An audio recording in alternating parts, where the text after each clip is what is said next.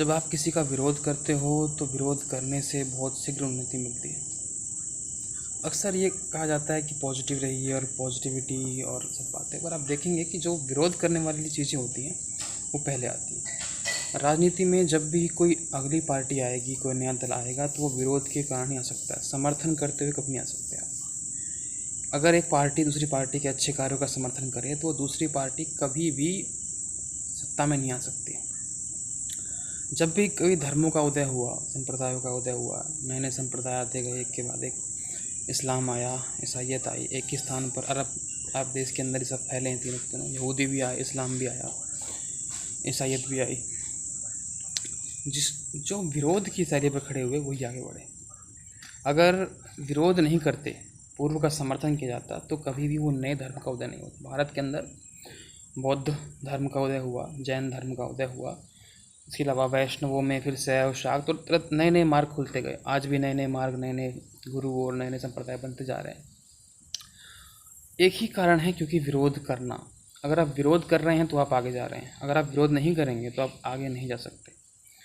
अगर किसी भी दूसरे को हटा करके आपको सामने आना है तो आपको विरोध करना पड़ेगा, या आपको सामने मात्र भी आना है तो आपको अपने से बड़े का या अपने से जो भी आसपास के लोग हैं, समकक्ष हैं, उनका विरोध करना पड़ेगा।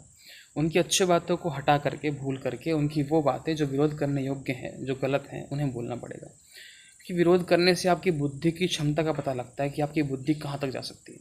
समर्थन करना बहुत आम बात है, इसलिए जब समर्थन करते हैं तो आपको सुनने कोई नहीं आता है, पर जब विरोध करने बैठ जाएंगे तो विरोध करते समय आपको हर कोई सुनेगा, कि बुद्धि का काम वहीं पर है। जब आप विरोध करेंगे तो आपकी बुद्धि अपनी क्षमता दिखाएगी, आप कहाँ तक खंडन कर सकते हैं, कहाँ तक उन्हें बुरा बोल सकते हैं, कहाँ तक, किस हद तक आप अपनी बात को सिद्ध कर सकते हैं विरोध करते हुए। अगर आप विरोध की शैली को छोड़ दें एक बार जीवन में, या कोई भी संप्रदाय, कोई भी मज़हब, कोई भी धर्मगुरु, कोई भी, तो अधिकांश लोग जो उसे सुन रहे हैं या देख रहे हैं या जान रहे हैं वो छोड़ देंगे। जितने भी नए नए दार्शनिक उभर कर आए या धर्मगुरु उभर कर आए या आगे भी जो आएंगे या भी आएंगे, वो पूर्व का विरोध करते हुए खड़े हुए हैं, पूर्व का समर्थन करते हुए खड़े होते हैं, बिल्कुल ठीक बात है। लेकिन पूर्व का समर्थन करते हुए कुछ वो बातें जो उन्होंने विरोध में कही हैं वही उनको ऊपर लेकर आती हैं।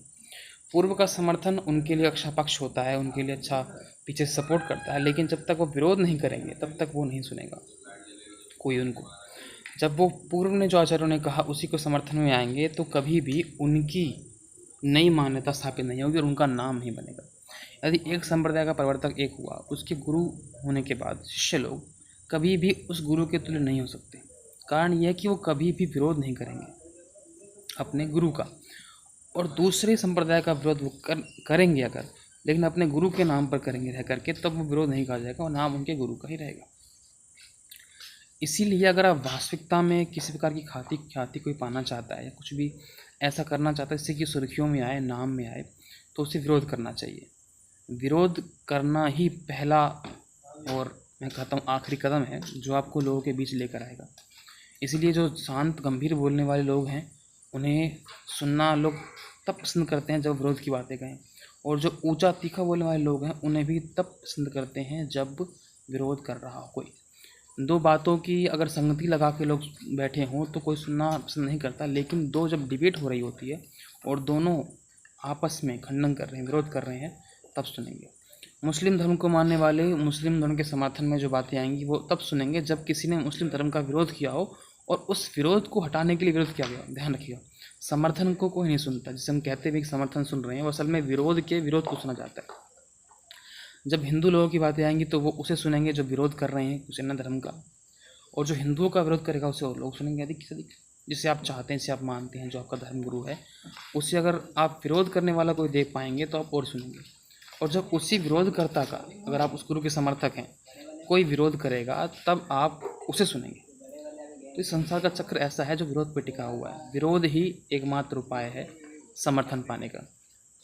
अंतिम बात जो मैं एक सूत्र में कहूँगा, समर्थन के समर्थक बहुत कम होते हैं पर विरोध के समर्थक बहुत ज़्यादा होते हैं। इसलिए विरोध कीजिए, हमेशा विरोध करते रहिए, यही आपका उपाय है समर्थन पाने का, क्योंकि समर्थन करने से कभी समर्थन नहीं मिलेगा। नमः शिवाय।